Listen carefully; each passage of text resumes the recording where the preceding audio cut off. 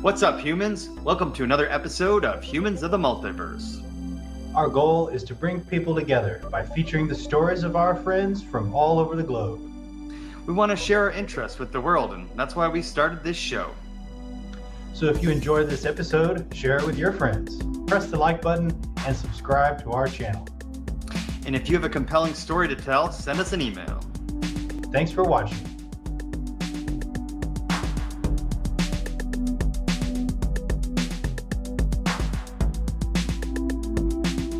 Aleksander Olek Czeszkiewicz is a brilliant young Polish researcher, author, and content creator whose work delves into the mysteries of ancient civilizations, lost history, and the enigmatic workings of the universe. At just 17, he penned his debut book, Déjà Vu, Has Everything Already Been? A groundbreaking exploration of lost civilization and humanity's forgotten past, which earned acclaim both in Poland and internationally. His insatiable curiosity drives him to uncover truths hidden in ancient texts, cosmology, and consciousness, challenging conventional narratives with fresh perspectives. We hope you enjoyed this fascinating episode of Humans of the Multiverse. It's good to meet you, Olek. My name is Mike. Welcome to the show. We have a lot of common interests, so we're glad to have you today. Thank you. Yeah, and obviously I'm Dave from Mike and Dave's, and yeah, we're super excited. Common interest, but shared from across the ocean, which is cool. We want to make friends with as many people who don't live in the United States as possible, because it spreads our message, it spreads your message, it makes friends, it shares cultures. So why don't we start there, Olek? Like, where are you from in Poland? Like, what was growing up like for you? That kind of thing. I'm from Poland, as you mentioned. I'm from the northernmost part of Poland, near the Baltic Sea. I'm in a nice neighborhood, nice situation, because I have the same distance to go to the sea, but at the same time the same distance, for instance, to forests. So I'm not only by the sea, but I have multiple of things to go to. So I really enjoy, actually, I don't need to travel far away. I just can sit here at home and then go to travels, journeys nearby anytime I want. So yes, I'm on the northernmost part of Poland, in Gdańsk, near Baltic Sea, and now I'm 22 years old.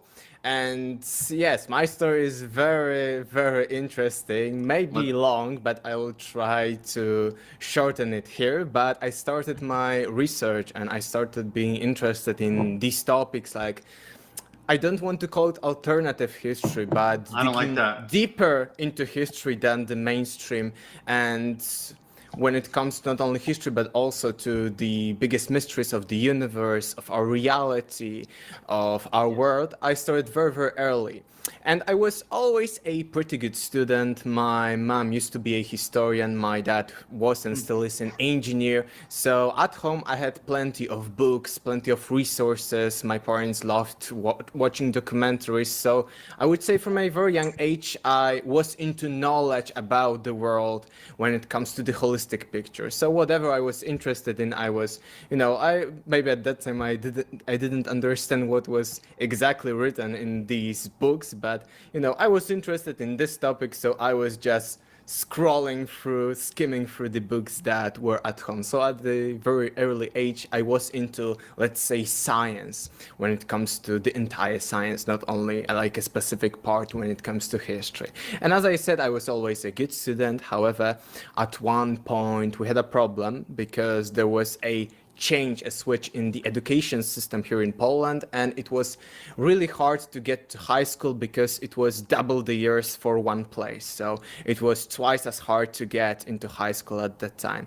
I was a good student, but I wanted to take shortcut a little bit. So I was attempting plenty of competitions, contests, because at a very high level, at a level of an entire district, if you were a winner or like in the top 10, you could choose whatever high school you want. So I attempted, because my mother was a historian, I attempted historical competition. It was during my middle high school, but it was a very high level competition. I needed to know a lot of knowledge, not only from, of course, my level, which was not that advanced, but also from, of course, advanced high school levels or even academic levels. And my mother was a historian, so I had plenty of resources already at home.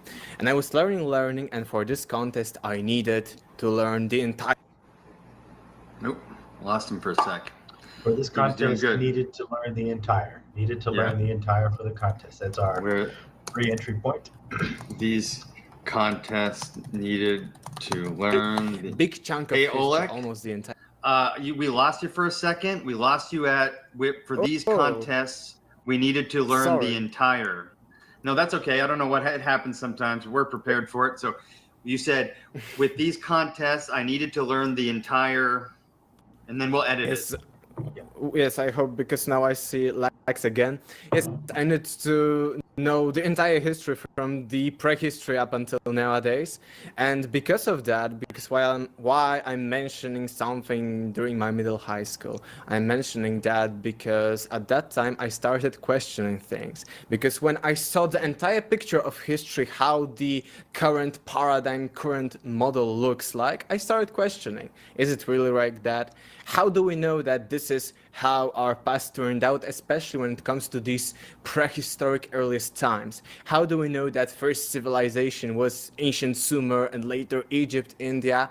And why there couldn't be something before that? Why there couldn't be something more? And at that time I started learning, because I was always into science at a holistic level, and parallel to that I had plenty of other competitions from other niches, from other areas of knowledge like biology. I loved genetics at that time. And when I learned from biology, from genetics, that anatomically modern humans, so like we nowadays, not like some hominids, previous species, previous ancestors of humans, but when I learned that anatomically modern humans, almost just as we are here right now, existed for at least 200,000 years, and our recorded history from the first civilization of ancient Sumer was about 7,000 years, or even shorter, 6,000 years, then I started being interested in what possibilities could be there in this 200,000 years. Imagine 200,000 years, and here our recorded history began at Sumer about 4,000 years before Christ, so about 6,000 to 7,000 years ago. It is a proportion of 95% of unknown history to, let's say, 5-6% of the known history. And even nowadays, I think a few months ago, there were newer studies, and nowadays it is even conservatively accepted that anatomically modern humans haven't existed for 200,000 years, but for at least 315,000 years. So we put the roots of humanity even 60% back into the past. So, you know, there are so many possibilities. Imagine for lost civilizations, for any kinds of cultures, any kinds of human settlements, etc. And when I learned that those stories of our ancestors, because all over the world we find stories of some kinds of previous civilizations, like the famous Atlantis or Lemuria, but also of previous cities or of previous tribes, previous cultures, I thought, why are we thinking of it just in terms of fairy tales, myths, and fantasies of our ancestors, when we actually have so much potential when it comes to prehistory? And it started, as I mentioned, back then, and it led to me writing my first book, Déjà Vu Has Everything Already Been. Here it is, just at the age of 17. Then I needed to wait a year for being 18 to publish it, because I needed to be of age of 18 here in Poland. And then at the age of 19, I translated. Here is the English edition, English version. So I translated it myself. And it isn't like some kind of short book. It is 450 pages and 400 pages in Polish. Here actually I have also the Polish version. So here it is. And you did the translation yourself? Yes, now even I'm translating, but this time from English to Polish, a book by my friend Michael Leflem, who is a historian about Atlantis, because now I started publishing more books in Poland to just, you know, if I have an audience of people who are interested in this topic. So in Poland there aren't many books in this genre, I would say. So I think it's of value for me to translate the most important books, in my opinion, in this topic and giving it here for Polish people.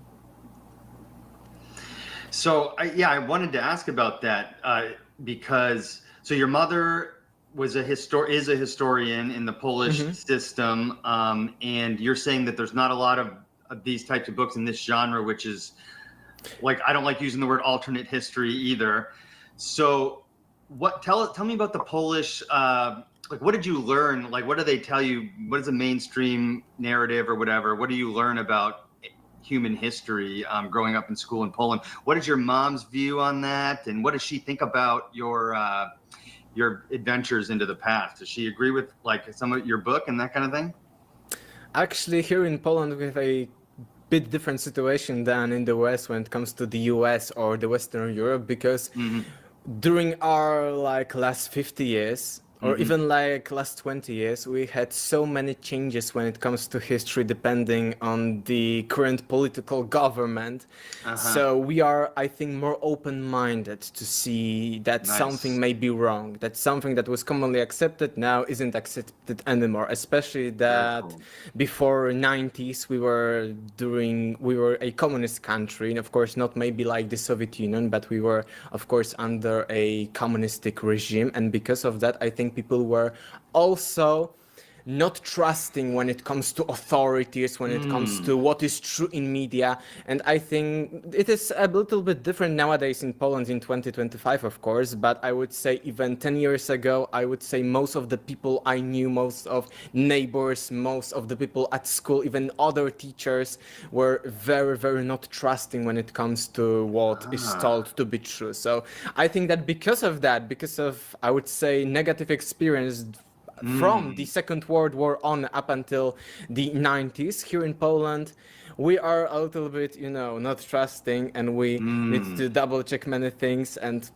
we are very careful when it comes to absolute truth. And even I would say after the communist regime, because I was born in 2003, so even after that I remember that plenty of the things at school when it comes to history were changed, maybe not altogether like before, but were changed when it comes to the emphasis on what the history is focusing on. So if we had one government which was very patriotic, we had exaggerated patriotic things in our history books. And then when it came to the other side of the political spectrum, I don't like talking politics at all, but it is a nice example that when it came to the other polar opposite of the political spectrum, then it was completely distorted, like those big battles, let's say, because Polish history is very, very extensive. And I would say, even objectively speaking, not from some kind of paradigm thinking, Polish history can be a little bit, helping us because our ancestors were winning some battles, etc., and were,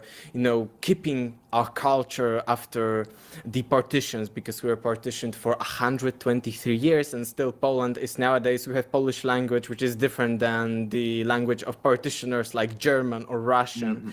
So I think that our history can be empowering, but I see that when it came to the opposite spectrum of the political side, then all of these huge things, which were of course exaggerated before, but still there were some facts that these were huge wins and huge bonuses for us, were completely discarded and were omitted. So it was really funny, and even plenty of history teachers that were teaching me throughout the years, not connected to me or my mother, were telling us that yes, this is funny because depending on the political government, depending of their ideologies, they are shifting history at least a bit. That's very interesting to me. Mike, what do you think about that? It's a great perspective because in spite of the fact that there may have been turmoil or rapid changes in the past, in a sense that has produced a more resilient population, because you've seen more things. You're not going to be fooled as easily when you've seen different versions of the same thing. Whereas when things are the same for far too long, you start to think that everything is as it is, as exactly as you're told. And people aren't trained to be skeptical. So it's great. Yeah, and people grew up, here in the United States and Canada, and I'm Canadian and American, basically feeling as though they could trust the government, right? They're only recently, we don't talk a lot of politics on the show either, but only recently people are starting to realize that some of these institutions have been lying to them, for whether it's for political reasons, financial reasons, social control reasons, whatever. It's sort of a new thing. So I wasn't expecting that answer, but it makes a lot of sense that, if you in the past had a past history of not being able to trust the government to tell you the truth, it would create a more open-minded culture. So that's very interesting. Open-minded, but at the same time closed-minded when it comes to trusting, especially authorities. So it isn't about being open-minded for many ideas that, history may be like that, but it is also about being conservative in what we already know and what we already trust, because we are not trusting what is coming new, what is coming even from, it used to be like that, maybe nowadays it's a bit different. We've became too close with the Western world. However, I'd say that, let's say 10 years ago or 15 years ago, when I was very young, it was like we are not trusting what is coming from the West. And it wasn't that it was just a part of people who are very conservative and still is conservative, but it was that, everyone had in the back of their mind that there may be something wrong, that we need to be careful. We need to be open, of course, but we need to be careful. So people are also careful when it comes to my work, when I say that, Sure. This is different, history went different. So this is, it goes both ways. Let's pause for a second. We lost Mike. I know where I want to go. I got my question in mind. Let me just make Matrix is attacking us. Yeah, exactly. Somebody's trying to shut us down. Let me just type in my question quick so that, oh yeah. Yeah, okay, yeah, I know what I want to ask. He didn't seem like he was having any issues. He wasn't freezing or anything, so that's weird. Just for casual talk, I'm going to ask a dumb, ignorant question, but what season are you in right now in your area of Poland? What's the weather like? That kind of thing. Yes, we are a bit cold. No, not maybe colder, of course, because in the US it's cold also in plenty of regions, Sure. but we are in a little bit colder area. However, because I'm near the Baltic Sea, it's different. It's something to do with nature that we have. When it comes to winters, our winters are a bit milder than on the parts when there is no Baltic Sea. So we are in that extreme. But in some places like 300 kilometers away, there are winters that are very strong. And even, I think, 3 weeks ago, or at the beginning of May, we had snow in plenty of regions still, which isn't that natural. That's interesting. I just brought up weather, Mike, because I was curious while you were out. You weren't having any issues like before that. You just all of a sudden got booted, and you're a little bit fuzzy right now. Does he look fuzzy to you guys, Brittany and Olek? No, I think it's okay now. Brittany says yes. The connection is what it is. I had actually, that was the second time my internet had gone out, but the first time it buffered me back in without leaving the room. That one was just. Okay. 30 seconds too long, so. Do you think it would be helpful if I ended stream and switched to 720? No, just keep going. If I drop out again, normally this time of day, this is not unusual. Now I'm remembering between 10 and noon, my internet does this. Okay. Whatever. All right. We can work with it though. No worries. Yep. No big Cut deal. that part out. Yeah. So then with you gave us your background and what the historical and in current climate is as far as information and stuff in Poland. And you're very young. You're only 22. I didn't realize that. And you're a published author at age 18, which I must say, congratulations. That's really cool. Thank you. Thank you. You're welcome. Was the plan to start a YouTube channel as well?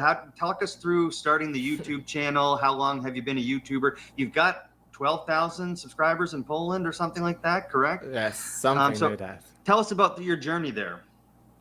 Oh, it was again a long journey. I think it's been already like 5 or even 6 years, and plenty of the videos that I've published before, I maybe deleted them, maybe sent to private because I've always wanted to have better and better quality when it comes to everything. I always liked public speaking, and even when I just started writing my book and even researching my book during the middle high school, when I was attempting these competitions, I was always one of the best. I don't want to brag, but even teachers were telling that I was very good at public speaking, giving presentations, and it wasn't only that I was good at it, but I really liked it. I really enjoyed it. I preferred, giving presentations than doing other kinds of things. So it motivated me, and because I knew a little bit about recording, about computers, about internet, so I started very early. I think before I was 18 years old, like 17, maybe 16. So I started in Polish, but very early I also started parallel to that English channel. Nowadays I haven't published in English for a long time because I've been doing other things. Nowadays I'm 22, so I need to work a bit, so I'm editing also for others. I'm publishing books here in Poland, but I try to go more full time when it comes to my work and just writing books, publishing books, going to podcasts, maybe recording myself, videos, etc. But I started very early, and I'd say that when it comes to long form content, because I started way before the shorts were even a thing, when it comes to long form content, I've recorded maybe 1,000 episodes when it comes to long form content, both in Polish and English. And I say long form content, so above 10 minutes. I think now I have on my Polish channel 200 plus videos in Polish. I had like 60, I think, long form in English altogether, but also plenty of podcasts and plenty of interviews besides that. And I've deleted plenty of videos before. I've also been on plenty of other channels. I had plenty of other channels before, so I'm really experienced about that, but I had a little bit break when it comes to, unfortunately, English content. However, I really think everyone should check out my English channel, Aleksander Czeszkiewicz Global, and I think that now, this year, this maybe summer, I will have time to create more and more things, and I want them to be like a little bit documentary style, so more editing, more value, and plenty of valuable information. So I have a lot of experience when it comes to talking. I even talked a lot, had plenty of talks when it comes to audiences, like in front of 150 people live, not recorded via camera and via internet. So I also had plenty of experience at that. I've been to a few public speaking competitions during my high school, but had no huge places and stuff like that, but I have plenty of experience when it comes to stuff like that, and I think I really love talking, both talking and writing, so these are two of my biggest things. I also like editing, so it's a bonus when it comes to content creation. Yeah, you sound like you are a very well-spoken guy, and in English, which is your second language, correct? Yeah, Yes. and so that's very impressive as well. And so that's definitely one of the reasons why we wanted to have you on the show, is to promote your English YouTube channel, which is doing very good right at the moment. It's got about 900 subscribers and growing. So tell us about, the theme and the vision for your English YouTube channel. What do you want to tell the audience about it? I think not only for the English channel, but I would say my whole vision when it comes to my work, when it comes to everything I do, content-wise, book-wise, research-wise, I'd say I'm interested in the biggest mysteries of the past. So I'm not maybe interested in some minor details about maybe Templars or some kind of that. I want to go and search for the biggest questions, like what was before the first civilizations, how old is our history, how our universe was created, how our universe work, can we have free energy, or can we decode the code of our reality, like the code of the matrix, and use it, for instance, to create something or to understand the laws of nature. And I think I do that because I see that educational system, and I was very deep into it. I was learning a lot. I was in plenty of competitions, contests, etc. And I think because of this experience, I'm like that. I want to maybe not force on my views. I'm not even strong that, oh, Atlantis for sure existed and others are stupid because they do not believe in it. No, I want to show the possibility when it comes both to our past and when it comes to human potential when it comes to our universe, spirituality, how things are in the universe. So I want to show the potential. And the main areas are, of course, the lost history, so the biggest mysteries of the past. The other would be the universe and science when it comes to the material stuff, like maybe technology is a part of it, maybe cosmology, physics, universe, Big Bang, and things like that. But also, the third one is the metaphysics, philosophy, spirituality. And these are I divide it into three big actually categories, and then I go deeper through the threads of each category. So these are my main areas of interest. Got it. So our ancient past, and how that connects to the science and modern history and conscious experience and all that stuff, right? You're trying to connect the dots. Yeah, very cool. And so I guess we could move on to your book, and if you want to flash on the screen again, did you have, when you're about to write a book at age 17, what were people telling you? And Mike, did you have anything you wanted to mention? No, I'm good. Okay, I thought maybe you were trying to say something. Yeah, I just was curious, like, when you're about to write a book on ancient history, I'm curious what your mom thought of that, because was she encouraging? Was she like, what kind of feedback? My parents were very open about that, and they helped me financially with the first edition of the Polish books, because back then I needed some money, because nowadays you can publish for free on like Amazon, KDP, and things like that. But back then it wasn't a thing in Polish, so they helped me. They were open, but they weren't helping me when it comes to the essence of the book, what was inside of it and stuff like that. As the last thing, my mom proofread it for some errors and things like that. But there was some help, but not like big encouragement like some people would say. And when it comes to other people, plenty of people were not believing in that. And I remember, because I had 18th birthday in April, and I gave in May to the publisher, like self-publisher, but to the person who was making the book, printing and stuff like that. And it took a long time till December, so half a year. And plenty of people were not believing, were thinking that this man was just, fooling every one of us, that he will write a book at this young age. Plenty of people were not believing in that. But then just before Christmas, the book arrived, and many people were actually shocked, because as I mentioned, it isn't like like nowadays, plenty of influencers and other people who do not have vast knowledge are writing anything like books 90, 100 pages long, or even 150 pages, very, very short works, which aren't very, very deep. But my book was actually not a huge, but it was a significant one. So plenty of people were shocked, plenty didn't believe that I would do that, but I managed. And then a year after, I published it in English. So there was some encouragement, some help, but not that much. I was on myself. I needed to read these books are real, because plenty of people are telling us that, oh, this is like green screen. No, this is real. I can, put some book from it. So I needed to read hundreds of books. I think I had 120 in the bibliography of the book. So nowadays, I think behind me and on other shelves, I have almost 1,000 books. So I have tons of knowledge, and I want to combine it, as you mentioned, connect the dots, because I think that nowadays, when it comes to especially science and education, everything is specialized, everything is disconnected. And when we don't see the big picture about how everything works, we are not knowing and understanding the universe.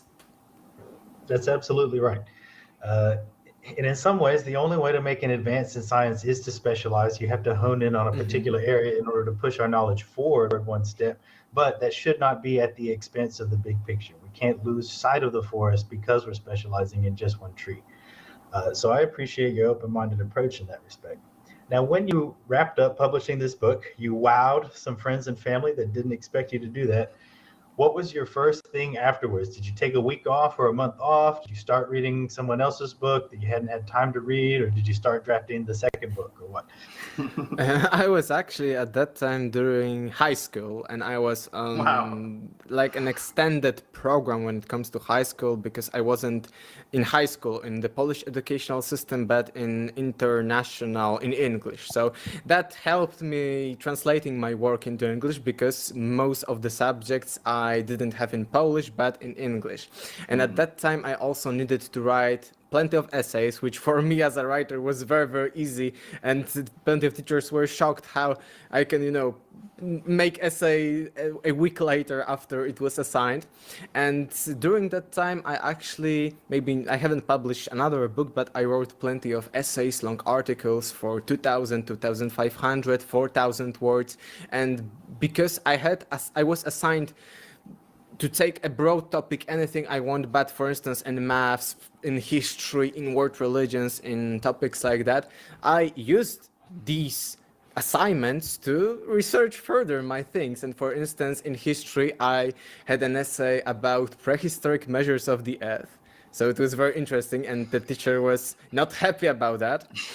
In mathematics, I had about the geometry and maths behind solar systems, so the golden ratio, the algorithm behind how planets behave, because it's not random as science would think. So it was very, very epic. Actually, a few days ago, I had in Polish a presentation on one of bigger actually channels with 30,000 subscribers, and people were shocked because there are so many things in the solar system that we do not know as people who, we learn that there is the solar system and stuff like that, but it isn't random at all. And I also researched at that time, this was the longest 4,000 word essay. It was about the idea, because it was in world religions, and it was idea of consciousness as the source of the universe in religions and philosophies. So I didn't stop, because at the same time, when I was waiting half a year for all the things to be finished, for the book to be ready and printed, so I was working more and more. And I had even a period back then when I was publishing daily videos on YouTube, like those long form videos, 15, 20 minutes long. So probably that was one of the ways that, I gained experience when it comes to speaking, when it comes to being in front of camera, when it comes to sharing the work, because that's why probably I deleted some videos, because I was even learning how to easily, because it's a different art, to show and explain things to people. And these are very advanced things like the solar system, consciousness, lost history. So I was learning, and I was doing all the things all the time. I only recently in the last 2 years made a little bit break, because I needed to work on other things. Wow. So you seem to have a pretty significant drive and work ethic for somebody. I was very passionate about that. Yeah. So I was just in flow. As I mentioned before we had a conversation, if we have some schema behind it, no, just go with the flow. It's the best thing ever. And then later you will see and correct any mistakes that come up. I like it.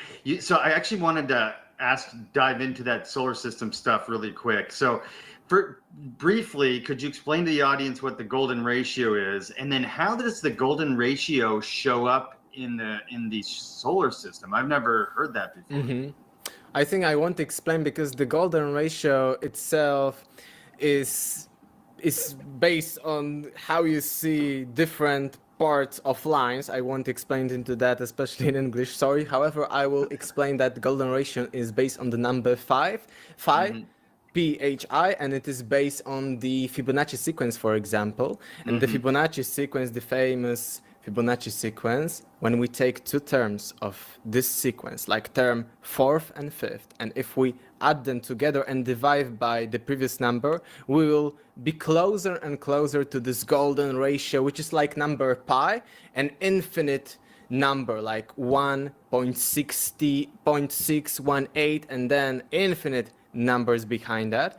And of course we can have this number in the famous golden spiral, etc. But what is amazing about that is that the bigger term in this Fibonacci sequence we take to calculate this golden ratio, the more precise we have. So if we take a millionth term, and as I mentioned, divided the sum of 2 by the previous, then we'll have, like, let's say 8 digits after the dot of the precision of the Fibonacci. So the bigger term we get, etc. So this is the golden ratio, and how, and it is in plenty of places. It's very advanced. I just mentioned because it's an interesting thing. It was a maths assignment, so that's why I was calculating everything. But on the last presentation, I showed slides with all the calculations. And why I mentioned that, because the golden ratio can be also in the distances from Sun to planets. So first planet Mercury, then Venus, then Earth, then Mars, and we will see that those planets aren't just put randomly or according to some law of gravity, etc., but they are put in a sequence connected to the golden ratio. So I was calculating that, but also the golden ratio can be found when it comes to the diameters of Sun, Moon, and Earth. And it is an interesting thing because plenty of ancient cultures had as a sacred number number 432, like modern theories about 432 hertz. For sure, plenty of our viewers heard of them, but also 432 when it comes to the Great Pyramid, when it comes to the Rig Veda, number of verses, number of syllables in the Rig Veda is based on 432 and 108. And those two numbers can be found when it comes to the ratios between Sun and Earth, Moon and Earth, and the diameters of all of them together. Because when it comes to modern science, we think, okay, the planets are revolving around the Sun, but the Moon is only connected to Earth because it is revolving around the Earth. However, we can see the full eclipse of the Sun. We can see that. And why is that? Because the size of the Moon is in the proportion to the distance from the Moon to the Sun and from the Earth to the Sun. So these are the exact dimensions that can make that the Moon can take the whole Sun on the, of course, when we see it during the solar eclipse. So, you know, it's very advanced. I would prefer maybe later with some slides, etc. But these are the things, and sorry because the dog is barking there, but probably not. But there are plenty. It isn't a single thing about only one golden ratio in the solar system, on one, this number 108. No, you can create an algorithm, and I was showing on the slides how I've gotten to that. So one calculation after the other, and at the end we can have an entire algorithm that can be based on the solar system. So we can put the algorithm and put planet 1, planet 2, planet 3, and it will actually create the approximately the same distances. It is for one planet 1% error, for other 3, for other 0.5%. So these are very not significant numbers, of course. However, it's like a video game. If nowadays I wanted to create a solar system of some sorts in my video game, I would use this algorithm and it will create a model of the solar system that is there in reality. So that's why it's important, and it is based, as I mentioned, on these two numbers, 108 and 432, but also on the golden ratio. But sorry for explaining it that way, but these are plenty of calculations, but at the end it's worth it. That was an excellent explanation, Olek. And now I'm wondering, you described how you had experience in both recording and editing, video editing. Did you ever have experience in programming properly or training? I had a little bit, but not an extensive experience. When I was very, very young, I was playing video games. I was programming plugins, editing already programmed plugins for games, for some servers. So I had an experience, and because of that, I'm not into programming, etc. However, whenever I had like programming lesson later on, because it was mandatory, for instance, to have one lesson per week of such a programming class, then because of that, I was thinking differently. I wasn't interested in programming or these languages, but I was interested in the meta idea beyond that, that actually if we measure everything in our universe, and if we, for instance, have all the laws of physics, And if we decode that, we can see that it is similar to programming a game. We can have, I think that there is code behind this universe, and I'm also a little bit, I'm not against science, of course, but I'm a little bit critiquing science from many ideas, both spiritual and not. However, one of it is that nowadays, as scientists, people are measuring fake distances. We are measuring the game like, I'm playing a game here on my PC, and I would measure thing on my screen of what are the distances between them, which would be stupid because in the program, in the code, it would be completely different. And I think that the biggest revolution in the future of science, maybe not even 50 years from now, maybe 100 years or more, would be decoding the code of reality. Because then, if we had an access to the code behind how matter works, because we see that it isn't completely random, as in the case of the golden ratio fractal patterns, which are the same on the veins in my body and on the rivers on Earth and on a bigger scale in the cosmos. We see that there is some kind of structure to it, that it is fractal. It is like the ancient idea of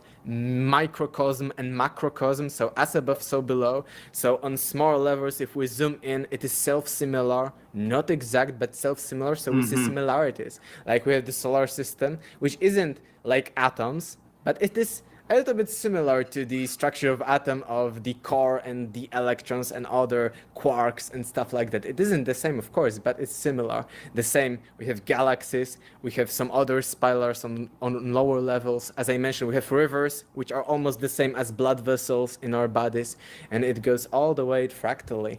And I think that it is evidence for that there is something, we know that there are laws of physics behind the workings of the universe, but I think that there is some kind of mathematical or even beyond mathematics, because maybe mathematics are only applied in this material realm, but I think that there is some kind of code behind this material world, and by knowing it, by finally decoding it, we would have everything. We would have free energy. We would maybe manipulate matter to however we want.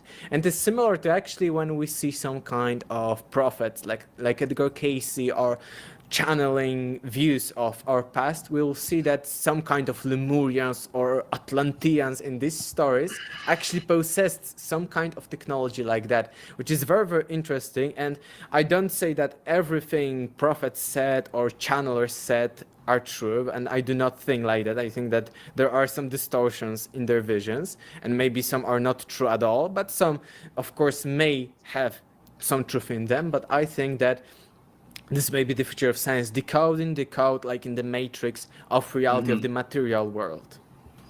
So one of the things that we like to cover is cutting edge technology, especially technology of manipulating matter, manipulating space-time. Do you think we're ready for that? Let's say it does come out in 50 years or 100 years. Are we even ready for that in 50 years? I don't think we're ready for it today.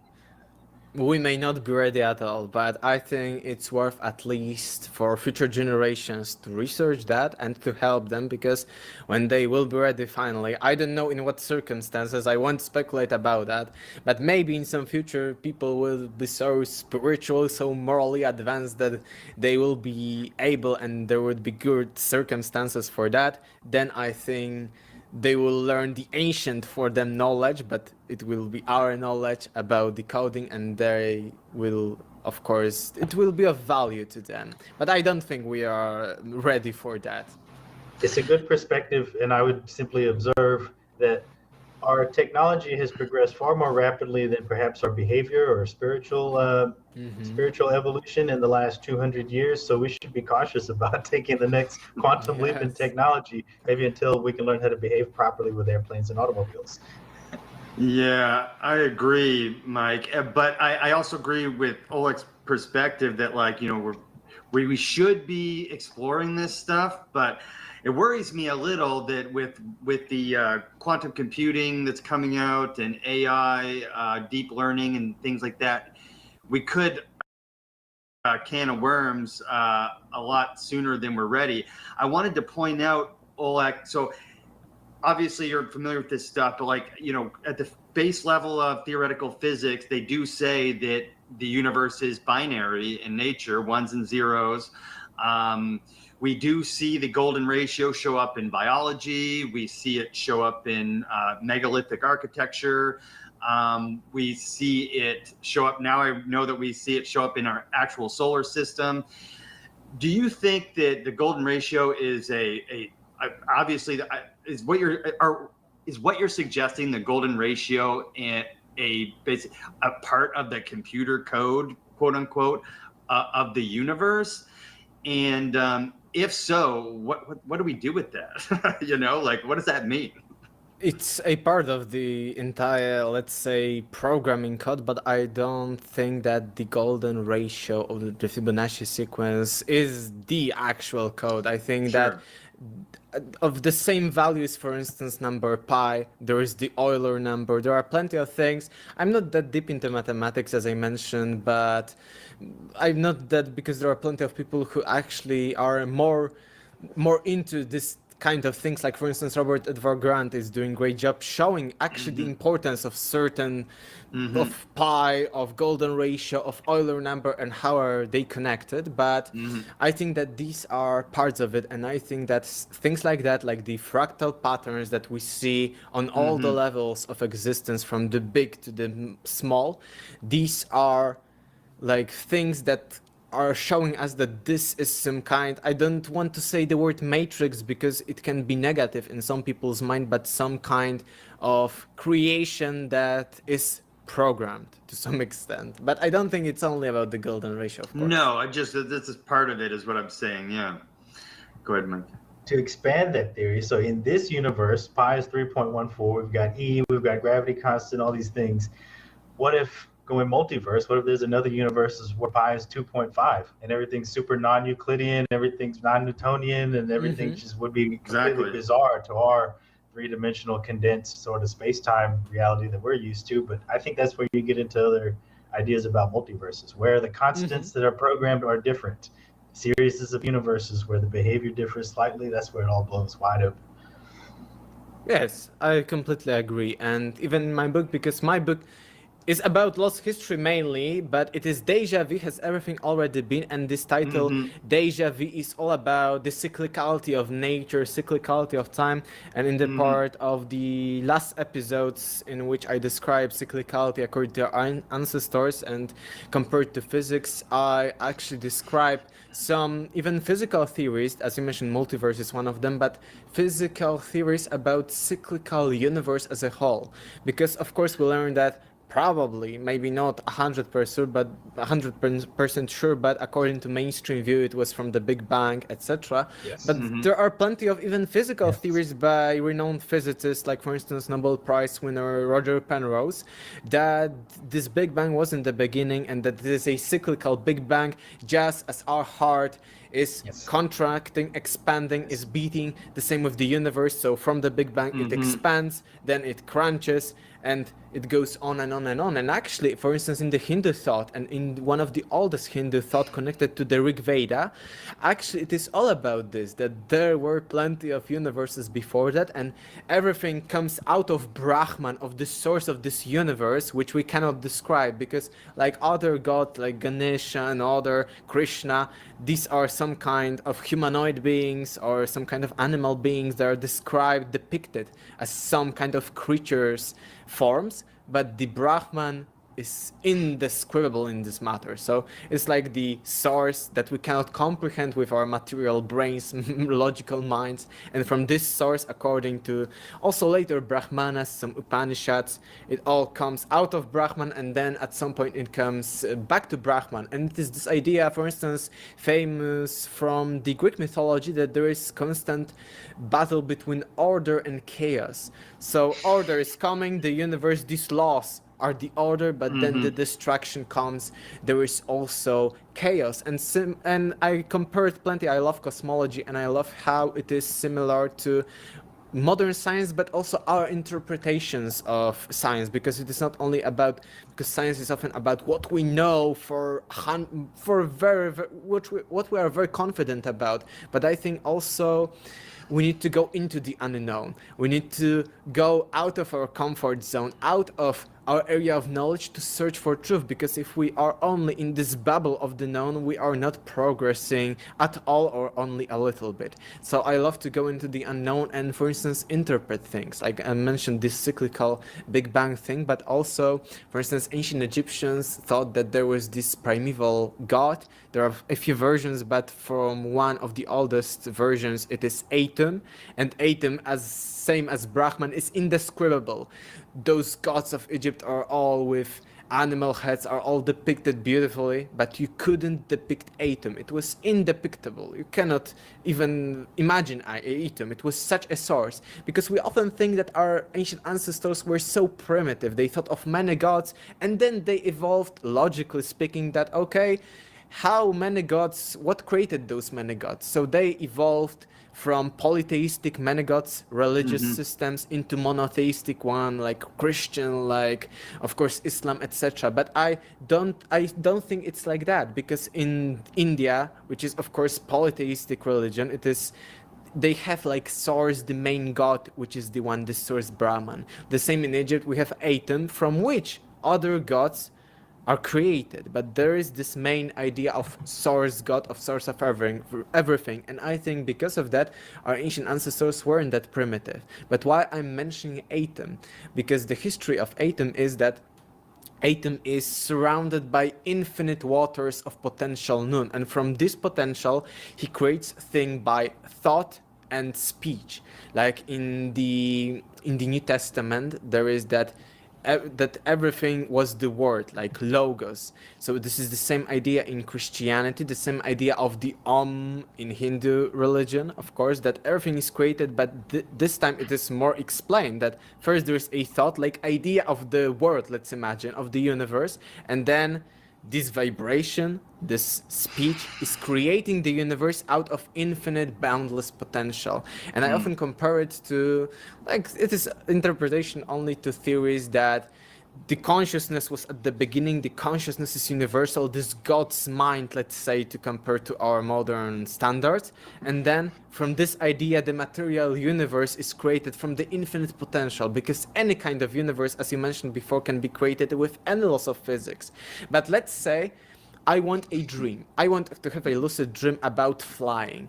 So in this lucid dream, I need to have playground, like the game, that is able to create me flying over buildings, for instance. So I need to have some laws of physics, we would say, or some structure to support that dream. And I think the similar is with ancient cosmologies, that they believed, and I wrote, I will later send you these papers about the solar system, prehistoric measures of the Earth, and consciousness. 3 are in English. These were written during my high school. And actually, as I mentioned, sorry, something outside, but when it comes to this theory, is that God is imagining, God is dreaming. We often in the modern New Age stuff hear that God, it is all the image of God, the dream of God. And the God is thinking, like, let's say we are God, we want to have the universe. So then universe is created according to the idea. Let's say God wants to have human beings, like we often in plenty of religions, but not only, also in philosophies like Hermeticism, later Gnosticism, humans were created in the image of God, like in the Old Testament, in Genesis. So I think that this is the idea that is connected to that God wanted to be some sort of human, just as I would dream that I wanted to be, let's say, some actor, some famous actors, or some creature that is all powerful, like superhero.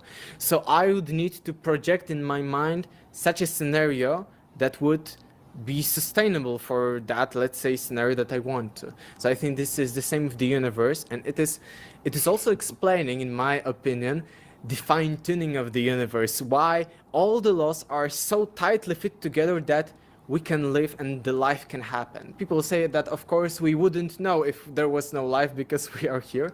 However, if it was a God's dream, then it doesn't matter what was before that. It is also one of the arguments of Christian fundamentalists, that how do you know that what happened 5 minutes ago wasn't real, but was only your memory that was installed to you, and maybe God started, let's say God started life right now, and God started here in the universe, in the consciousness, so everything is here, and the rest is only a memory. And Christian fundamentalists often rejected the idea of dinosaurs because they said that this is specifically that the world was created, let's say 4,000 or 6,000 years ago, according to them, but the previous dinosaurs are all like matrix, an illusion, just evidence, just memory imprinted in matter in order for us to have this vision, for us to be lied to. So the same thing goes with this God's dream, that if God wanted to dream of, let's say, us together doing what we are doing right now, it doesn't matter what we remember was before that, because all of that could be just an illusion for us to sustain our, let's say, bodies and to be limited in this experience. It's complicated, but I think it's fascinating, and the more we think about that, the more we can actually explain how our universe works, why are we here, what the life is, and things like that. Yeah, you're blowing my mind. Yeah. Is God dreaming? That's going to be, is God dreaming with Olek Czeszkiewicz? That's going to be the title of this this interview. Do you think the idea of the holographic universe is more or less compatible with the God's dream, that the dream is the hologram and we are the aspects or reflections in the crystalline hologram? Yeah, sure. I think maybe it isn't 100% as our hologram, because we are of course limited to matter. However, I think it's a great analogy, like the analogy of Matrix I mentioned before many times. So the same with hologram, that it is all a projection of God. Because in this Hindu thought, in this ancient Egyptian thought, a little bit in the Christian thought too, but it is interpreted differently nowadays.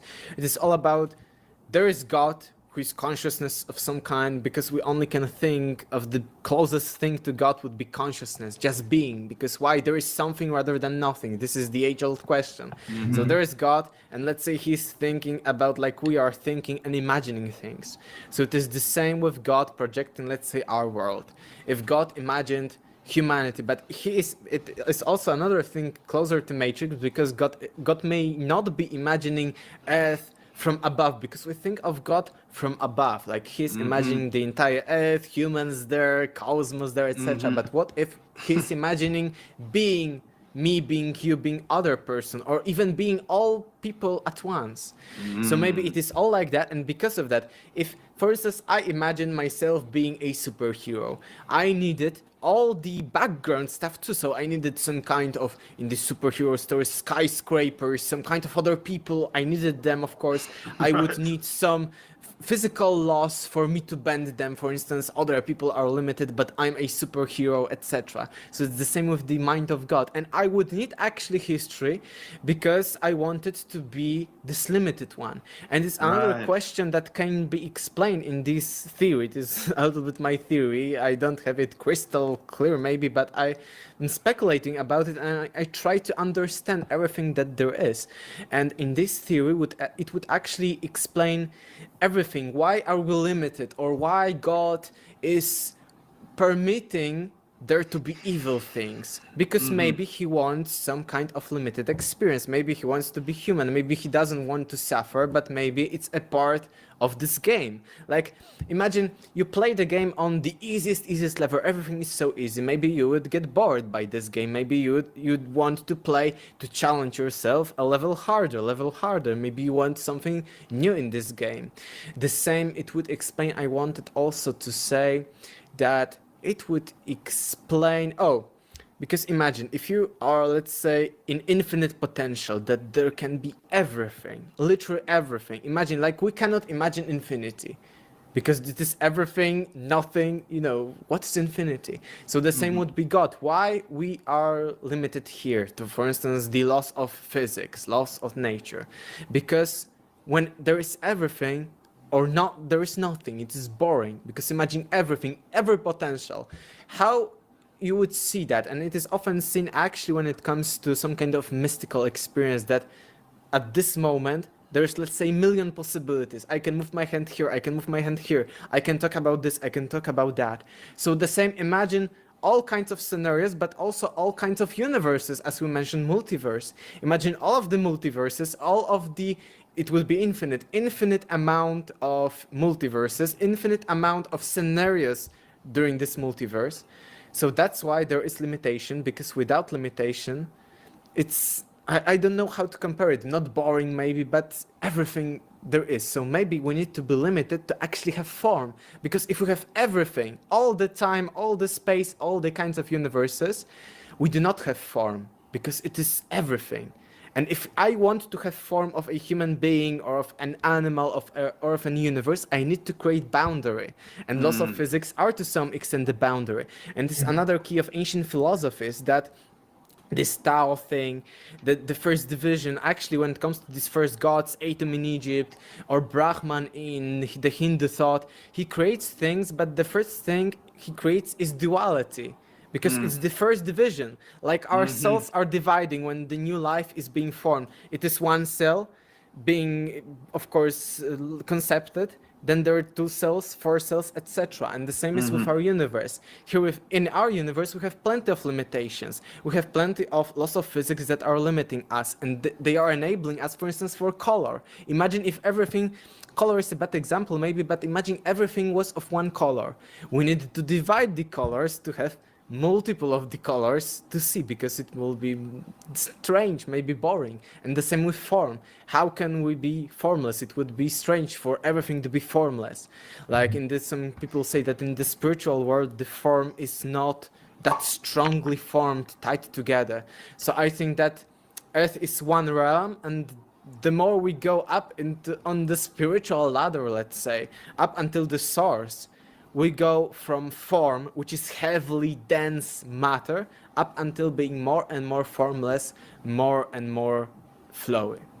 No, that you're blowing my mind, Olek, and I love the concept of the universe being God's dream, and I loved how you express how if he was going to if God was going to have a dream, he would need structure, and part of that structure would be history. You'd need to give your dream, your structure, like a historical context as well.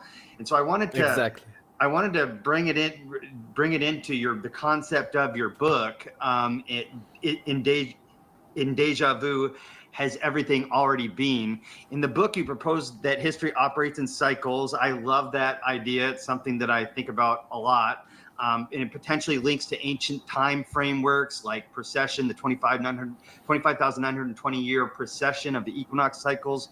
Can you, besides precession, can you tell, and along with precession, can you tell us like what you think are the biggest clues, for lack of a better word, that would suggest that human history is cyclical in nature besides just precession?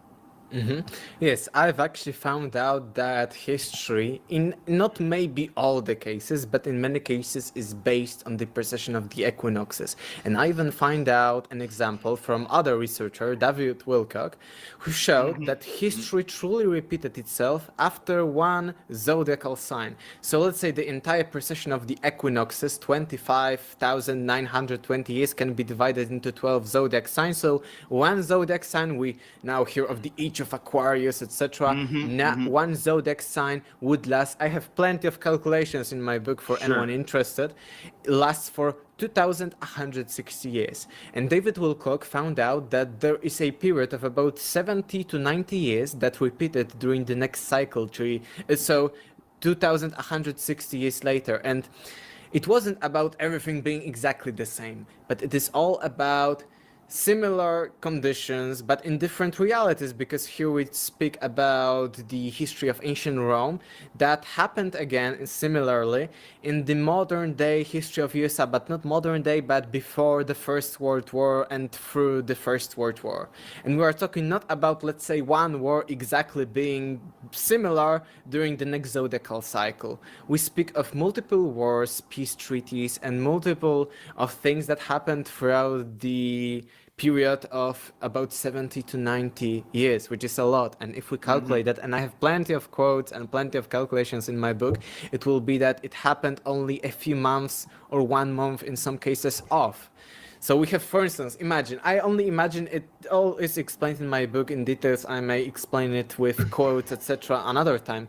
But imagine 70-year period, and let's say at the beginning of it starts a war. Then 2,160 years later, which is exactly the next zodiacal cycle, another war starts. with different of course conditions, because different technologies, different people, different nations. However, it starts similarly. It ends exactly during the same time next cycle. Then there is, let's say, peaceful time for 20 or 12 years. It happens the same in the next zodiacal cycle, and on and on and on. And even you see these similar people or archetypes of people. I think that there may be some kind of reincarnation there, that some people who were leaders back then and maybe made some mistakes reincarnated again in the next cycle. However, I think it may also be about maybe energies, maybe archetypes, like we have universal things, universal patterns, even in psychology. So I think it may be also about that similar patterns when it comes to leaders, similar patterns when it comes to history. And it is all, as I mentioned, based on the zodiacal epochs, on the precession of the equinoxes, which is also, I think, the best hard material-based evidence for reincarnation or some kind of repeating history, because it can be all traced back not to some kind of mystical calculations, etc., but it can be traced back to a true astronomical predictable phenomenon, which is of course the precession of the equinoxes.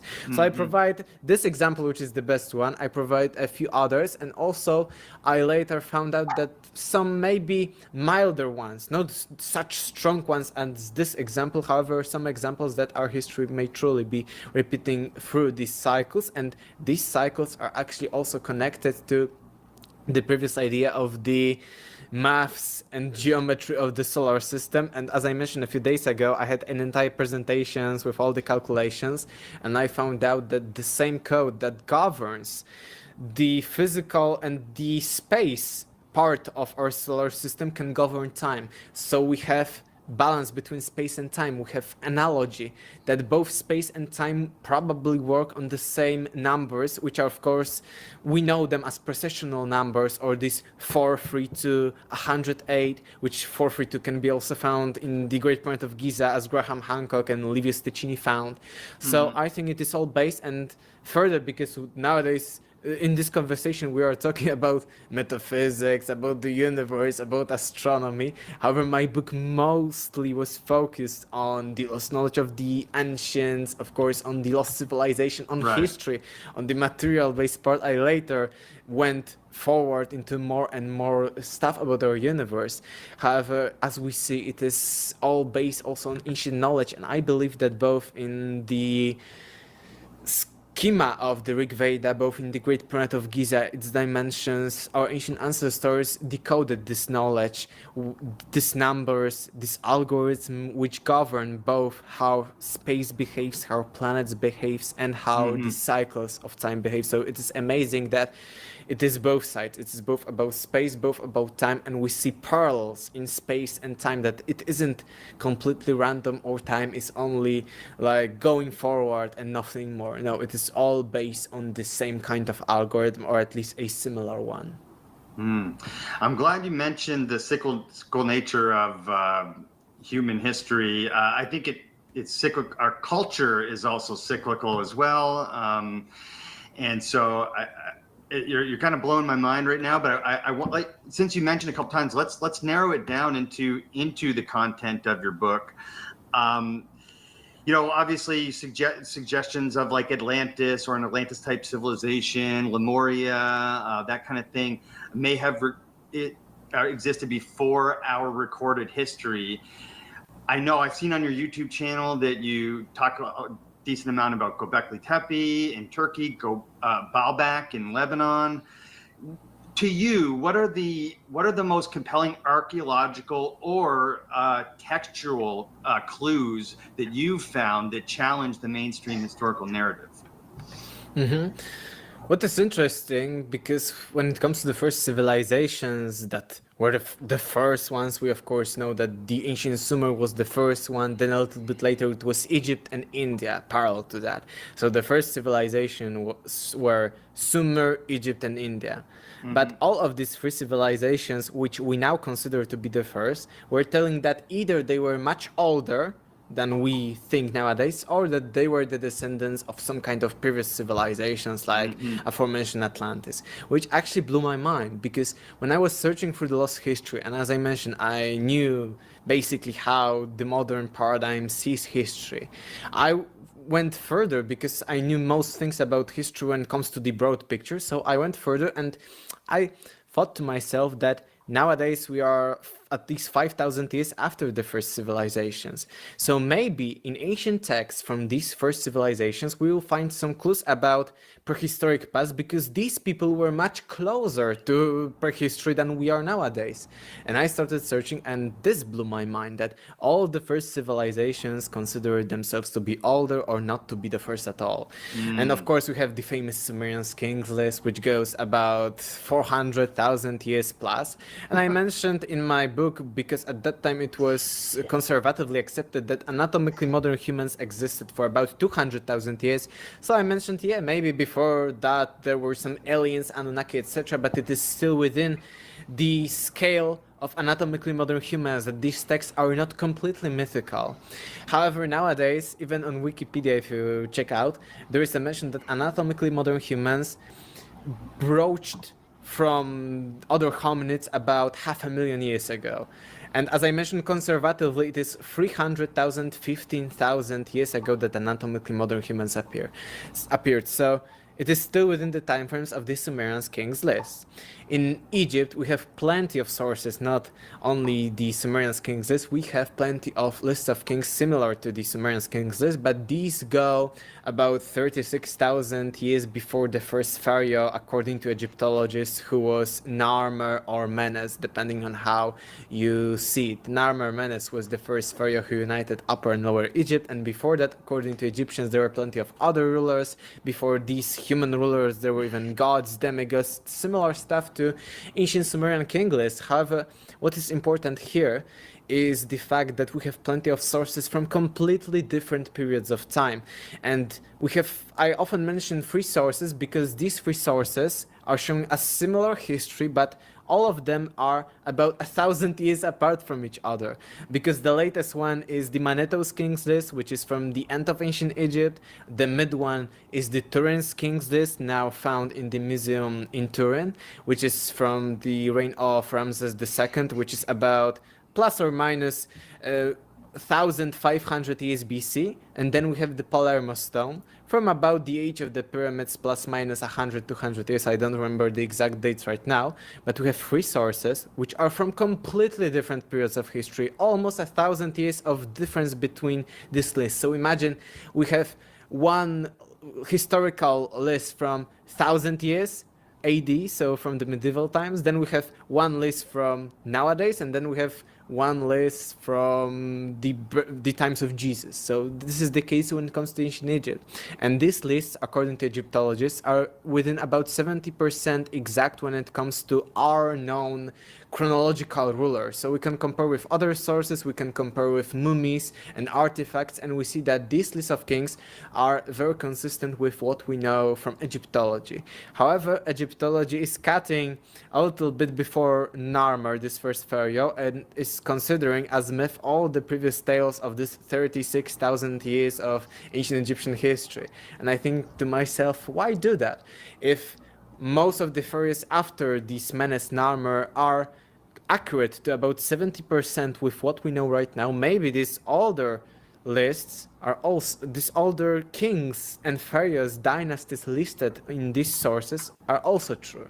So here we've got maybe not hundreds of thousands of years, but at least 36,000 years before first pharaoh Nermes Narmer.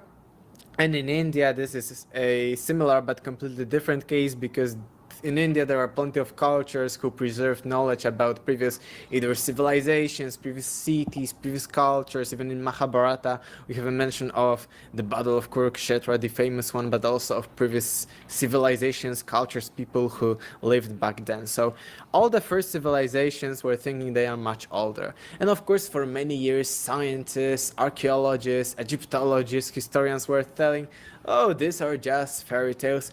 There couldn't be civilization that long ago. The same with Plato's Atlantis. Plato is telling us of some kind of mythical land, and he just mentioned, oh, let's put 9,000 years before Solon, so it will be really funny story. However, in the 90s, we found you mentioned Göbekli Tepe, which put the roots of our civilization back by at least few thousand years, because first we thought that it was ancient Sumer, but now we see that some kind, maybe not civilization, but advanced culture that was capable of building megaliths on a large scale, to be honest, was there about 10,000 years BC or even more, because still a large part of Göbekli Tepe isn't excavated, is under the sands. However, what is interesting is that I also studied the not only philosophy of science, as we mentioned, this universe stuff, but also history of science. And you know what? We thought 400 years ago that first civilizations were Rome and Greece, because we knew almost nothing about Egypt or ancient Sumer and stuff like that 400 years ago. However, we have all the sources, as in the case of Atlantis or other previous civilizations, telling us that yes, there was Egypt, and probably Egypt was before ancient Rome and ancient Greece. On the other side of the world, in the Middle East, we had mentions that, for instance, in the Bible, Abraham came from the Sumerian city of Ur, which was also considered to be mythical, but later we excavated it. So 400,000 years ago, we thought that Greece is the first. Then, only with the Napoleon's expedition to Egypt in late 1700s, early 1800s, we discovered that yes, there is Egypt, and probably it is older than that. Then, after some years, we of course decoded the hieroglyphs, etc. But still, we knew almost nothing about ancient Sumer, which is now broadly considered to be the first civilizations. You know how long ago we only discovered ancient Sumer? 180 years ago. 100 years ago, less than 200 years ago, we only discovered that yes, on the area of the Middle East there are some kinds of cities, and then these cities were connected to these civilizations, and then it turned out that these civilizations probably predate ancient Egypt. Less than 200 years ago, in the 1840s.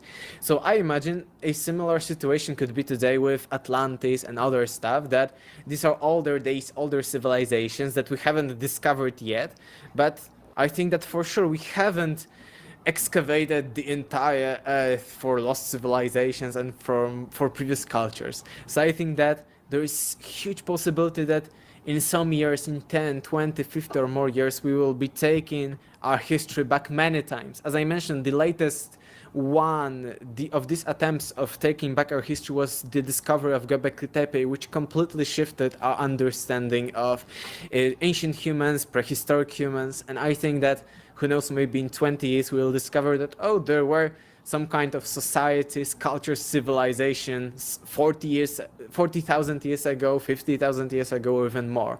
So that's my take when it comes to this lost history, and I think this is the biggest thing when it comes to our understanding, that the more we learn, the more we see how little we know about our world.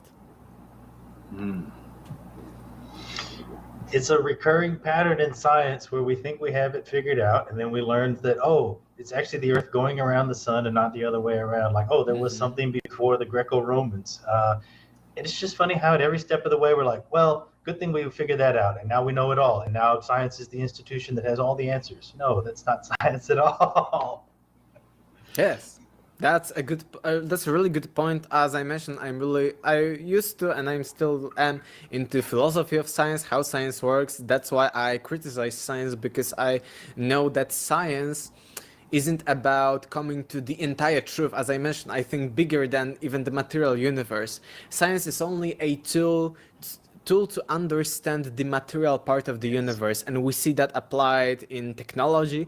We see that, of course, materialistic science are very good when it comes to inventing new technologies which are material based, not some kind of spiritual technologies like that, but for just casual engineering, sciences are very, very good, but in my opinion, science is only a tool, a method of discovering how the material part of everything works, behaves, and stuff like that. It is not going beyond that to some kind of spirituality, God, and stuff like that. And I think that truth may also lie beyond spirituality. And I think that by psychic experiences, mystical experiences, spiritual experiences, these kinds of phenomena are showing us that we are more than matter and that we can go beyond the material realm, and the domain of modern science is only the material realm, of course with some exceptions of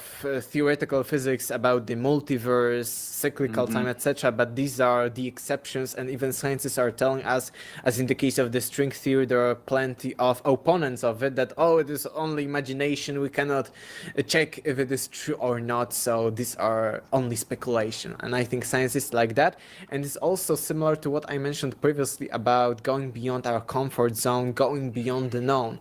I think science is of course about progress, and science should go forward beyond the known, should try to change things, should try to check out if the things that are commonly accepted may not be completely true or maybe even wrong, and should go forward and forward. And I see that science, by closing itself only to the material domain or to the paradigms when it comes to our history, is only within the comfort zone, within the known zone. But we need to go into the unknown, into the even speculation, as some may call it, because we won't make any progress without that. Yes, there's a couple of very good points to clarify here. We're using the word science in almost two ways. First, science, the scientific method, is a tool. It's a very simple algorithm for reaching rational conclusions based on observations of information around you. And so far, that has proven a very useful tool for the material world. We can apply the scientific method to the material world and get repeatable, provable results. We haven't had as much luck in the spiritual or mystical realms applying that simple algorithm and getting repeatable results, which is why science sometimes. Now, the second definition of science, the institution or the practice of science, is housed within the greater academic and educational institution. Of course, not all of academics is focused in science. Scientists are within academics. And of course, you don't need to be an academic to think like a science and exercise the scientific method. So they're sort of two separate things. And it is the job of the scientific establishment to be conservative. However, there's a big difference in being conservative and rejecting hypotheses simply because you don't want to entertain them. So I appreciate all that. Mm-hmm. Yes, I totally agree, and maybe I can clarify further, because I say that I criticize science because nowadays science wants to have a monopoly on knowledge. Because there is knowledge, we can acquire knowledge in many ways, but science wants us to think and wants to dominate the knowledge area of everything, that only through the scientific method we can gain knowledge about the truth. And any other things, like maybe psychic stuff, like maybe spiritual attempts of discovering knowledge, like out-of-body experiences, or let's say remote viewing, which were proven to in some cases be really, really accurate.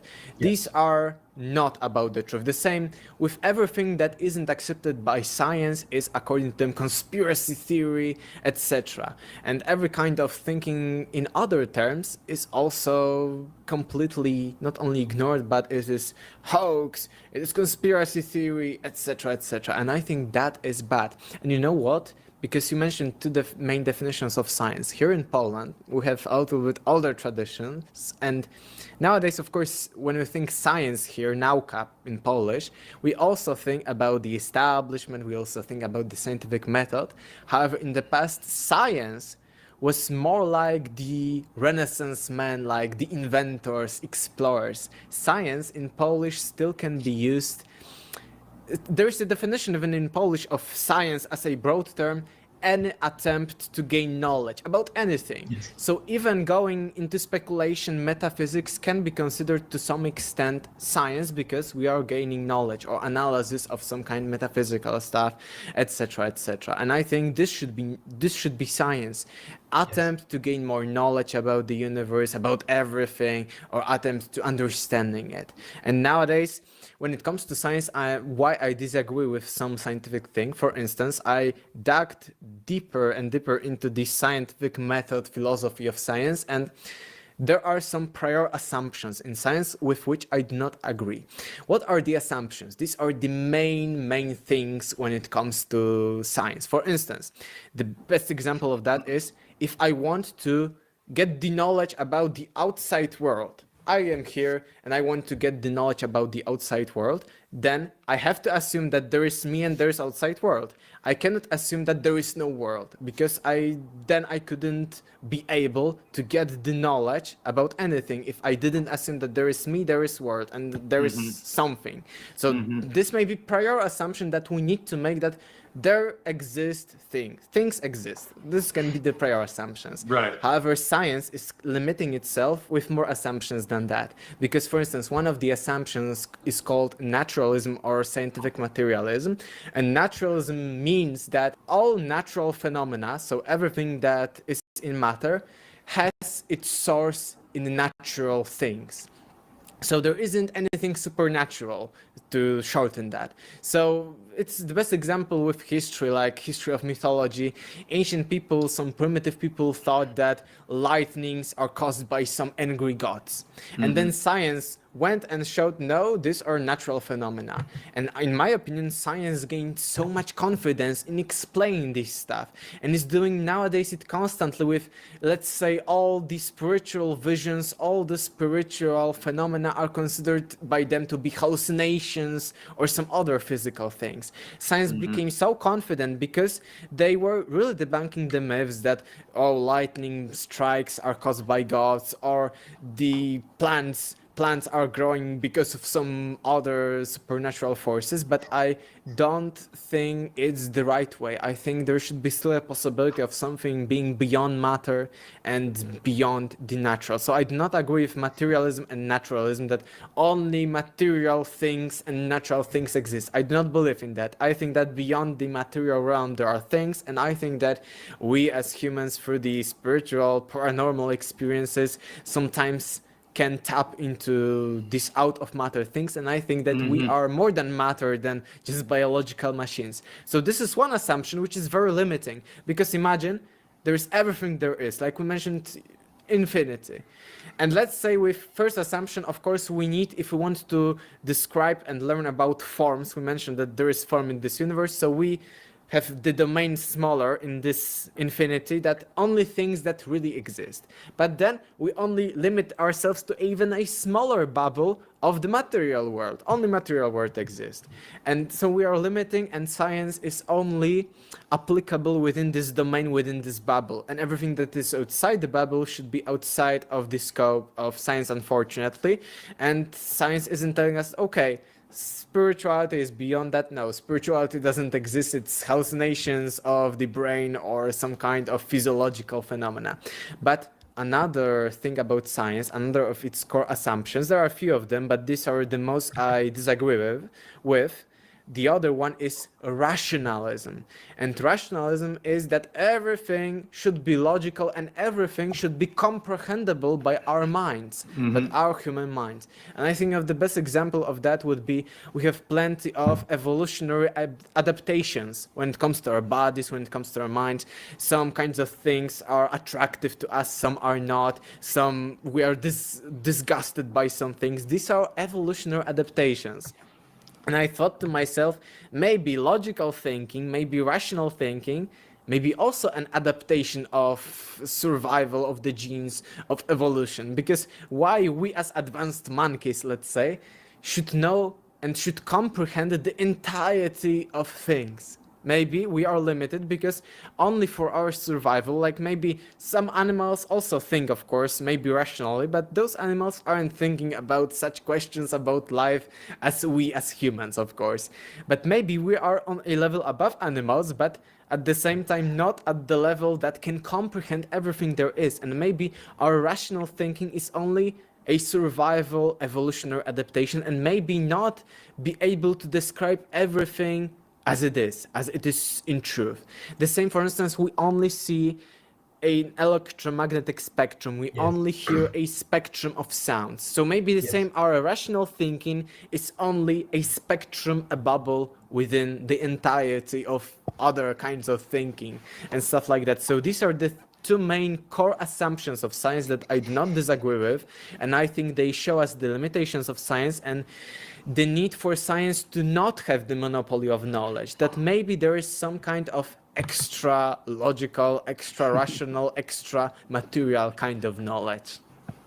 I agree to your point, and I think it echoes, again, the history of scientific progression as our measurement systems and technology have progressed. So with the same scientific method algorithm, at first you can apply it, but only with your five senses. You can only see things that are so small or so large or so far away, which means that in spite of the great scientific method, you can't reach every conclusion until you invent microscopes, telescopes, things like that. Now, after we've invented microscopes, things that may have still been relegated to the supernatural because they couldn't be repeatedly proven with our senses, with the scientific method, now they're tackled by science. Now they're encompassed within the bubble of what's, rationally understandable. So it stands to reason. Great example. There are things that we simply can't comprehend. So like remote viewing, we try to apply the scientific method to it. We sometimes get repeatable results, but sometimes we don't.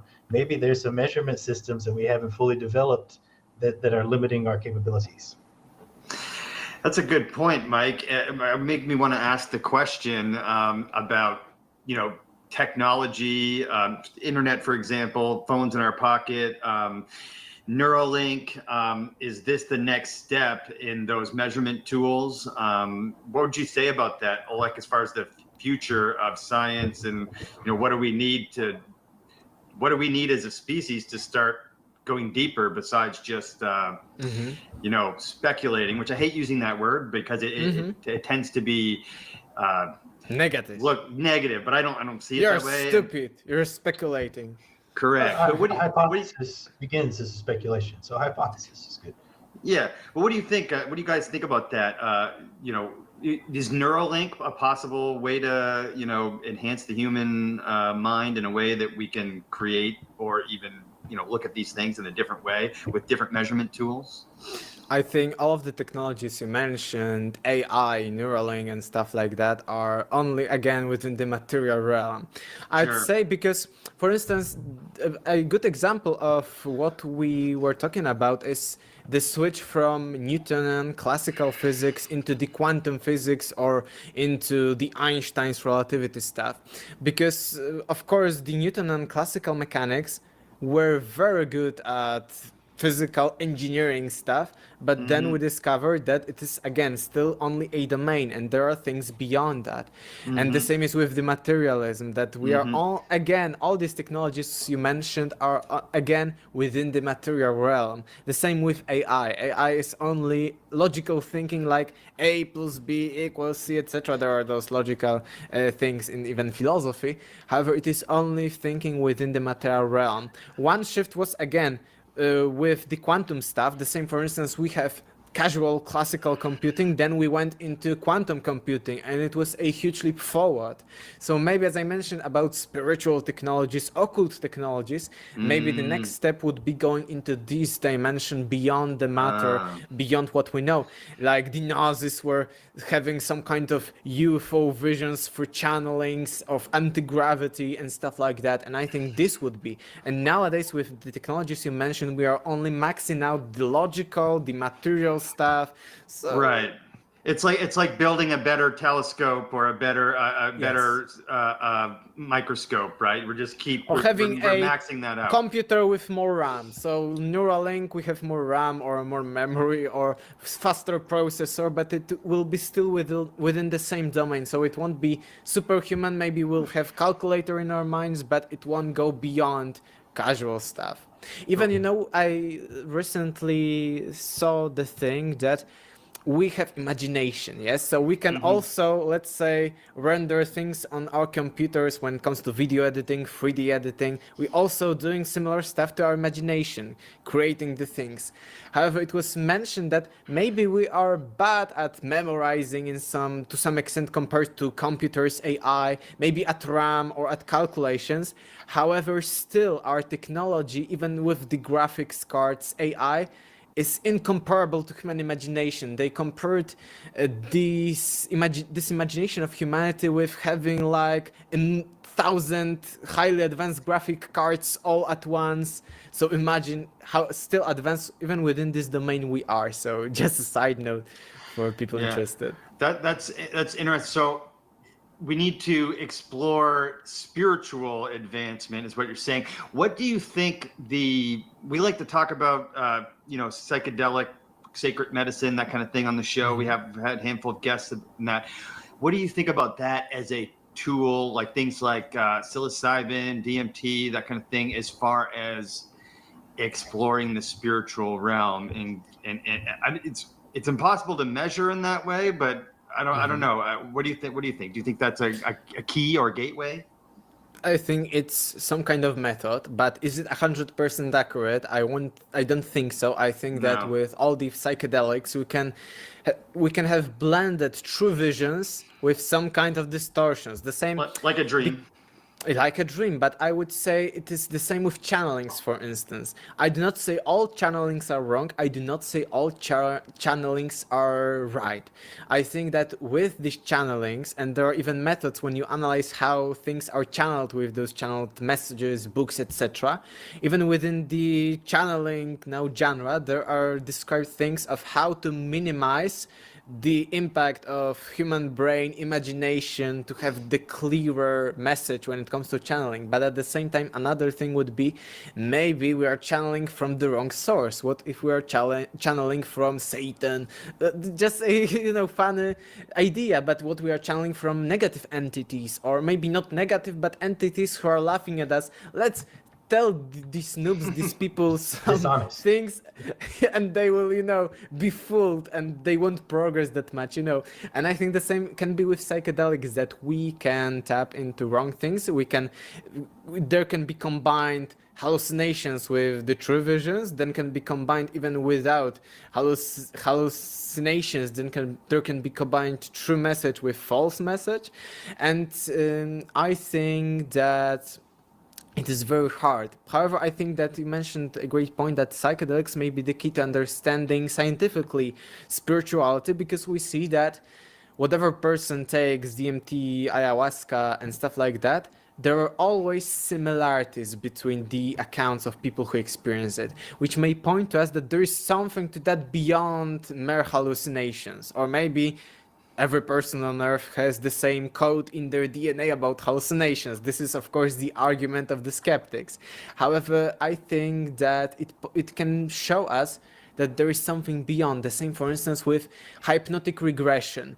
There are plenty of cases. I think some are bad, some are good, and I think that there are still some distortions within the hypnotic regression. But what is important in this hypnotic regression is the fact that whether they were regressing people to past lives or before current life, of different religions, or of atheists, or of people who believed in this, people who believed in that, all of them had the same points which were consistent within atheists and religious people, within Hinduists and Christians, etc.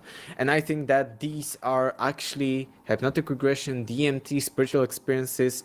Within these frames are the key to scientifically, at least within some sense of analysis, when it comes to scientific method, maybe not going beyond the material, of course, but may point to us that there is something more, of course. And I think that these are key aspects. I even think that these are key aspects when it comes to ancient aliens, because I do not 100% believe that physical ancient aliens visited our Earth and helped ancient people. I think that the ancient aliens thing that is promoted in media may be in a large part about non-physical entities, about some kind like ghosts, spirits, like spirit guides, or these gods. because even if we see what ayahuasca and DMT traditions are telling us, they are telling us that because how they came up with this ayahuasca, which is a very advanced mixture of different herbs, of different things, some of which need to be boiled, but others cannot. They are telling us that their ancestors were contacted with some kind of non-physical spirits of ayahuasca, and these spirits told them, combine this with this, and then you will have spiritual experiences.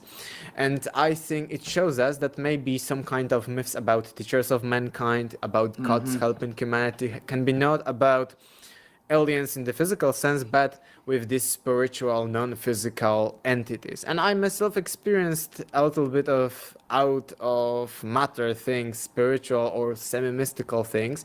And actually, to just tell to this first story, because we focused a lot about education, I'd say that about the same time I was researching and starting my book, I had parallel to that spiritual awakening or something like that, because for most of my years of early life I was agnostic, so maybe there is God, maybe not, but with little of atheistic things, that maybe this God things is stupid, maybe the spirituality is stupid, maybe we are truly biological machines. But parallel to my research in the history, I had plenty of spiritual things, and I would say this was like my evolution of masculine, so hard, evidence-based research about history, masculine part, with the feminine part about inner self, about the dreams, about unconscious things, about the feminine stuff in my life. So that's a fun thing that at the same time I had like the masculine and feminine part, and it was progress on the both sides. I had plenty of, I would say, prophetic dreams. These weren't like crazy stuff that, oh, you will marry this person, oh, you will, here are the numbers for the lottery to win. No, these were insignificant stuff, but I later understood why these were insignificant stuff. Because even if I dreamt of lottery ticket and of all the numbers to put, I would even then, if I won the lottery, I would then think maybe that was a coincidence, you know, because there is a possibility that actually on this day, these numbers were chosen by the lottery machine. However, if there are insignificant things that are beyond our comprehension, for instance, being in a specific place, meeting a specific person, and talking about the same thing, but not I'm talking about, but this person is asking me something, and then month later, 2 weeks later, you are in this place and this person shows up and tells you the same thing you had in your dream. This is crazy. And even I had prophetic dreams about people I didn't know at that time. For instance, I had a dream that this is father of some kind of colleague from my class, which I do not know anything about when it comes to his personal life, but this is his father, he looks like that. And then completely randomly, because it was signing some documents and we were with parents because it was high school and we weren't of the age of 18, so we were with parents, and then I see this man, this father of a colleague of mine, but he's without this friend of mine. And I would say, oh, that's crazy. And you know what? I, again, coincidentally was on the queue of signing some documents behind him. And then I see he's signing with the surname of my friend, and he's really his father. I didn't know anything about his father. I didn't know he was of this posture, of this hair, and he looked like that. And, you know, these were insignificant things. It was no importance. They were not important at all, but they were for, I think they were for the realization that it isn't random, that it isn't hallucination, and that there is something beyond matter and casual physics, etc. Even in spite of the insignificance, the fact that the details match made it a good data point for anyone that's paying attention to that scientific method algorithm. Wow. So I wanted to ask about meeting Paul Wallace and collaborating with him. How was that? What's he like? And do you have any takeaways from that? It was funny because it was Paul Wallace reaching out to me when I had about 150 subscribers on my English channel. He probably saw that, you know, I'm creating valuable content, and he started commenting, and we kept in touch. We started messaging. I always was collaborating a bit on videos. He appeared on my show. I then later was to appear on his show, and we are still in contact with each other, and we are sometimes collaborating on some videos. So it was he reaching out to me. That's great. Randomly on the internet, on the YouTube channel. That's great though. Paul Wallace is tremendous. He opened my eyes to a lot of things. I'm a big fan of his work. Mm-hmm. So that must have been, what's the word, validating to have Paul Wallace reach out to collaborate with you? Mm-hmm. Yes, that my message is to some extent valuable. That, you know, people who know the stuff, because maybe I had, and I still don't have plenty of subscribers on the English channel, but if a person who is really knowledgeable in these topics, like an expert, sees that there is a huge value in that, a huge potential, then it is validating that what I'm doing is right, and maybe it is just time that maybe algorithm didn't push my video yet, but maybe it will in sometimes, and maybe, you know, it isn't about my message being bad, but maybe just, you know, some random stuff, and I think it like that. I think it's great and important how folks in our space are reaching out to each other and seeking each other out, because it's not like we're going to replace all these tired old narratives instantaneously overnight and I'll become famous, but all the small voices banding together will eventually drown out the big lies, and eventually we'll be able to bring our friends and family into what we're into, you know? For sure. And I actually really like your message a lot, Olek. And, you know, we're still a small channel that's growing, but we have connections like in the community. And I really look forward to sharing your message with them. Thank you. And I have a feeling that you're going to be received very well in our community. And so I wanted to ask just about, Josh, you must do a lot of rigorous research, right? And then you're also running YouTube channels. You're working as a translator as well. Could you tell us about, is there some kind of research rhythm you do? Like how do you balance? Yeah, protocol. How do you balance this? I have to say that I really slowed down in the last 2 years for like random reasons when it comes to my personal life, but in the past I used to be, I won't say, because plenty of people say, oh, you need the discipline. No, you need to be in such a flow state that you are doing everything effortlessly. So I'm reading a book, I'm finishing it at random place, and then I'm going into other tasks, etc., etc. Balancing these things, not to be too much into one thing, because if you, for instance, read 8 hours straight, you won't get any good result from that. So Sure. I would say probably there was a discipline when it comes that I continued that. So I wasn't going into other routes. However, it was about going to flow. I remember when the COVID hit, I even was reading like almost a book a day, maybe, you know, sometimes every 2 days. If it was long, 3, maybe a week, but I was reading like 5 books at once, and each week I was finishing these books and getting more and more. But, you know, these were the circumstances that enabled me to do so. And nowadays, as I mentioned, I'm not that much active even when it comes to YouTube and stuff like that. I'm researching on the side, but I need to focus on other things. You know, I've grown up, so it's not only about research and recording videos, you also need to do other things. So I had to say that I really slowed down during the last 2 years, and I would say that I'm now coming more into the rhythm of coming back to the stuff. And I would say that on a normal day, when I slow down, I do about 10 to 15% of the work I used to. So it was crazy, but as I mentioned, it wasn't for me anything crazy. It was crazy when it comes to results. But I was just, you know, reading passionately this book. Okay, I read chapter 2, then going, okay, so now I record a video, you know, and stuff like that. But I say, because plenty of people are talking about discipline, and I think it's something about spirituality even of ourselves, that if we do something and we feel resistance, we shouldn't do that. That we should only, but it's a difference between laziness, being tired, etc. Because there are plenty of things. When you're tired, of course, it's better to not do something. The same if you are feeling not maybe that you shouldn't do that, but you're lazy, maybe you should also continue and do that. Either way. However, we should actually think and feel ourselves, and if we feel resistance, we shouldn't do that, even if it means not doing something more. As I mentioned, that I'm doing less now, I think that it was good for me. It was a season, this cyclical time.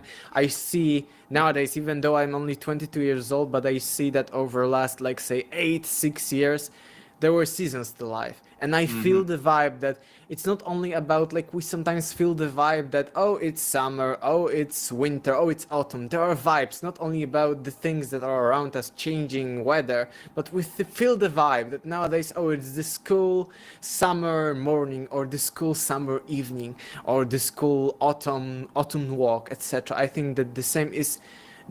It is, of course, independent of what is around us, but when it comes to our inner selves, there are seasons to our life, and we should try to go into flow and navigate through that, and not going against it, because sometimes it is what ancient called, in Hindu thought, it was called the dharma. So that which is right and that which is good right now, etc., that which is right. And in the Western thought, in ancient Greece, in Platonism, in Hermeticism, later Gnosticism, it was called necessity. That we logically, again, against being totally rational, we sometimes shouldn't be only logical and thinking logically, because there is the necessity. Maybe right now I shouldn't do that, I should do something else, which may be not logical right now, but it is necessary, because without that I won't go further and further. And it is seen within the modern politics and global stuff, because we see that we could avoid some conflicts and some bad things if we take what is right. If we went above our ideologies, because this person is from the left, this person is from the right, and he can't take that decision. Sometimes we need to go above logical reasoning and go, what is right now? Maybe right now it is right to abandon this project and do that. Maybe right now it is right to do that. So this is actually the message behind this cyclicality, what is right, what is not. I also describe this dharma necessity in my book, but it's just about history, about ourselves, and also on the macrocosmic level about the entire that we need not only think rationally, disciplined, but we need to also be in flow, be receptive, and feel what is right now, and trust not only our feelings, but also trust the universe or something beyond ourselves. So your research protocol is cyclical, is what you're saying. Yes. Which is the theme of your book and basically this episode, huh, Mike? Yep, you got a really good level-headed approach on finding a balance, and even when you're doing a good thing, not turning it into a struggle. So speaking of the new pace that you've got, all the accomplishments you've got under your belt, what is on the horizon for Mr. Olek? In the past, as I mentioned, I slowed down about 2 years ago. For the last 2 years, I've been a little bit slower. However, before that, when I was really fast and doing lots of things, I actually had like 20 or 30 topics for books and stuff like that. But I think that right now, there is a different season. After this slowdown, I need to rebuild from the basics. I think I need to do content again, because I love doing that. And actually in Poland, it was received really good. So probably it will be also received really good abroad. And then after I do the basics and do maybe share, and when I share some more messages with people like on this podcast, that then I may go ahead for further research and more books. But I think that right now it's a season for more soul defined when it comes to my presence and my message, because I'm ready. That's excellent, man. Yeah, that's really exciting. I'm really excited about how young you are, because I can really see as these seasons unfold on your life, you're gonna really make some contributions to this I space, hope so. and you already have, in my opinion. So we're just really grateful. I will send you those PDFs I mentioned to your email. Please, and I honestly would like to bring you on the show again with a slideshow about the solar system with the calculations and stuff like that. Or I need to about see that history, again. because today we Pick a spoke topic. about the biggest topics, Yes. and which is a nice start because you need to go broad and then Sure. specialize in particular things. So I think we are on the tip of the iceberg when it Yes. comes to the actual lost history that I describe in my book. Yeah. Yeah, and well, if you're willing, we'll bring you on the show We'll a do a couple deep more dive. times. Yeah, for sure. But for now, we're really grateful that you made the time to. What time is it in Poland right now? Because really grateful that you made the time to come on the show. Almost 6 p.m. Okay, it's not as late as I thought. Is there anything else you wanted to add or mention to the audience before we wrapped it up? I think no, thank you very much, and I only want people to read my book. It is Déjà Vu, has everything already been. It is only available on Amazons, but almost all over the world, in US, Canada, and Mexico, Australia, Great Britain, etc., but only on Amazons when it comes to the English version. And if you want to discover more from me, just copy-paste my name and surname into YouTube, Facebook, or Amazon to find my book, and you will find plenty of my social media and my content. Awesome. It was great to meet you today, Olek. Keep up the good work. We'll have links to all your material below. Yeah, thank you, man.